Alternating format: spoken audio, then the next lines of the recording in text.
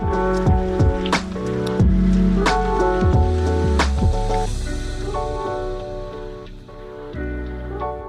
my name is Matthew Pfeiffer with MattPfeifferCoach.com. Welcome to my YouTube channel. On this channel, I create videos and content about toxic, narcissistically abusive relationships and also self-development. And if that's something that you are interested in, make sure you subscribe and make sure you also hit the bell notification so you're notified each and every time I upload a new video. I upload new videos on this channel 5 days a week, Monday through Friday. And if you need more help than what this video can provide, this video and also this channel is sponsored by BetterHelp.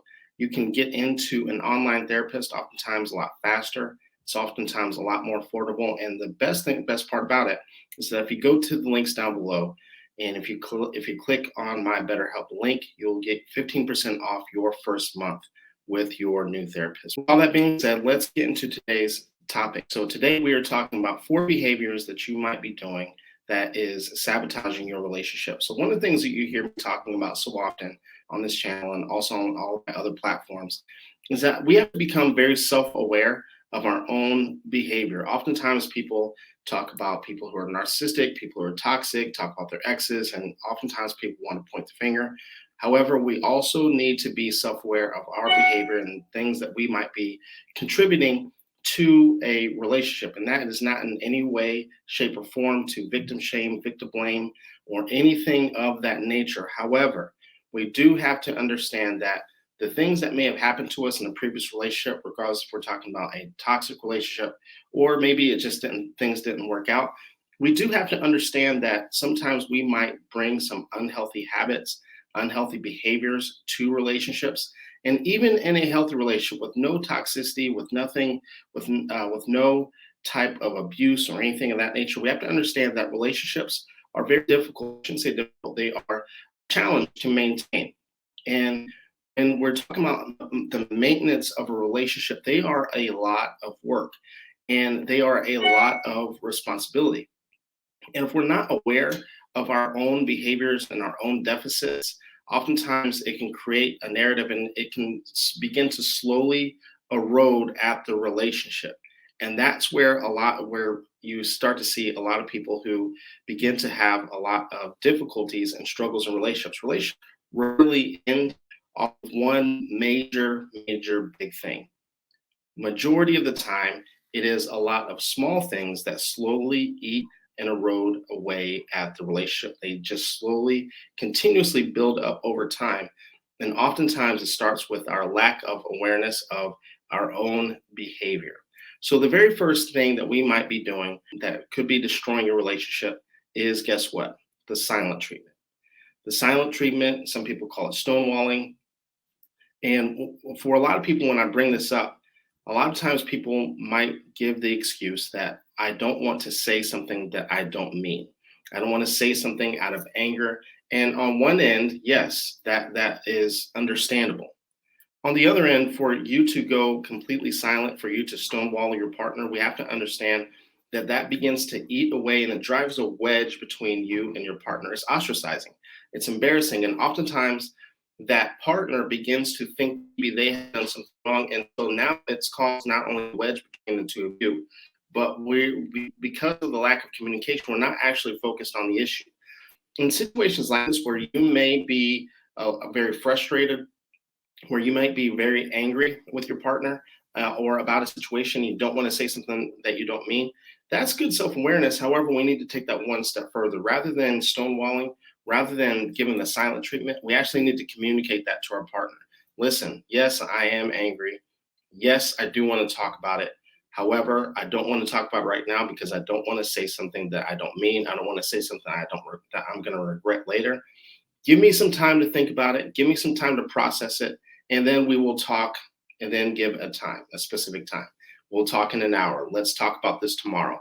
Let's talk about this and make sure that's a good mutual agreed upon time, because oftentimes we agreed to a time that maybe honestly it doesn't work for our partner. So number one sign is that you are stonewalling or giving the silent treatment. And again, I know that a lot of times people think that it is okay and that it is healthy. However, and oftentimes we might have grown up or we were raised in a house that there was a lot of silent treatment. And so we think that that's a healthy level of communication when in fact It is not. The second thing that you might be doing that is destroying your relationship is that you're too distracted.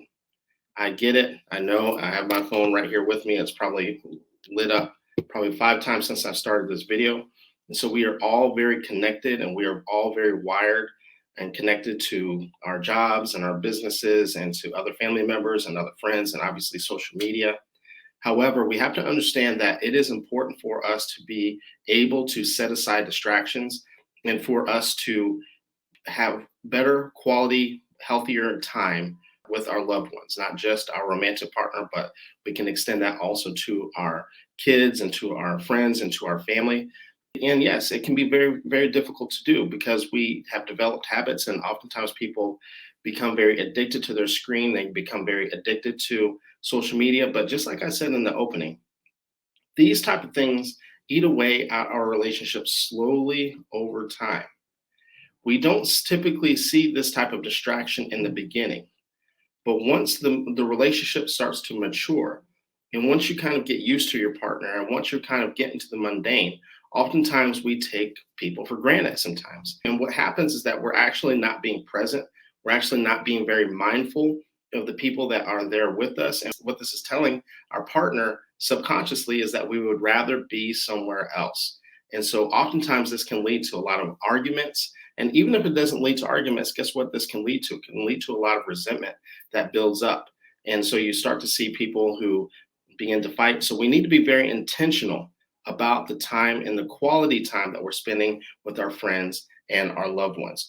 The third thing that you are doing that might be contributing to you destroying your relationship that you may not even be aware of is being very defensive. When your partner comes to talk to you, it is important that you begin to listen without getting defensive. I cannot stress this enough. It's very common for people to get defensive because they feel that that their partner is attacking. But we have to understand that if your partner is coming to you with a concern, that we need to begin to listen. People talk about communication and how communication is key and how communication is so vital. And oftentimes when people say that, they're talking about orally.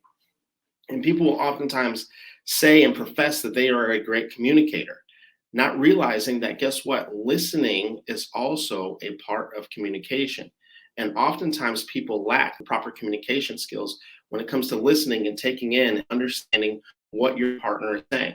I challenge you, if you fall under that category of someone who gets defensive each and every time your partner brings something to you, we have to understand it. I challenge you to summarize back to them before you give any response. Summarize back to them what you just heard. So from what I understand, you are bothered at the fact that the dishes haven't been done in 3 days or whatever the case is, and summarize back to them. Let them know that you've heard them. Make sure that you have understood. And what happens is that now the two of you are talking about a common solution to a common problem rather than this being you versus them. Guess what? When we're talking about a healthy relationship, we're looking for compromise. We're not looking to win or defeat or beat our partner. If you have a disagreement with your partner and you in the argument, you just lost the argument. The reality of it is that we need to put ourselves in positions that we are talking about compromise and we're looking for opportunities to meet in the middle. And the fourth, and final, but definitely not least, is that you criticize your partner too much. Criticism is one of the 4 things that actually predicts divorce, and so at a very, very high rate. And so you may be very accurate in your complaint of what the issue actually is, but we have to understand that there is a very big difference between criticizing your partner and complaining about something that might be happening throughout the relationship. You're lazy versus we need to figure out a solution to the housework or to the dishes or to those sorts of things. The difference between criticism and complaints, or things that you're bringing up, or things that you're bringing to your partner's attention, is that you're making it about them, that you're making it about their character. You're lazy, you're slow, you never do this, you never do the dishes. And what happens is that, again, you begin to slowly erode and eat away at your partner and at the relationship as a whole. And oftentimes it creates a narrative where that partner now gets defensive. And so now, instead of us talking about a solution, guess what? Now we have partner versus partner. Even if someone wins, guess what? No one wins those arguments. Even if there's a loser in that situation, guess what? Then the whole relationship loses, because slowly over time, you can get away with criticizing one time. You can get away with criticizing your partner 100 times, 200 times, 500 times over this next year. But over the course of 5 years, 10 years, 20 years, guess what? It is going to slowly erode and eat away at your partner and at your relationship. So thank you guys very much for tuning in. Make sure that you guys go down to the links below if you guys want my help, or if you need to connect with a therapist. Don't forget, you get 15% off your first month with BetterHelp. If you have questions that you would like for me to answer, make sure you send them to justaskmatt@mattpfeiffercoaching.com. So make sure you keep those emails 2 to 3 paragraphs max. Be very direct and specific about what your question actually is. With all that being said, thank you guys very much, and I will see you in the next video.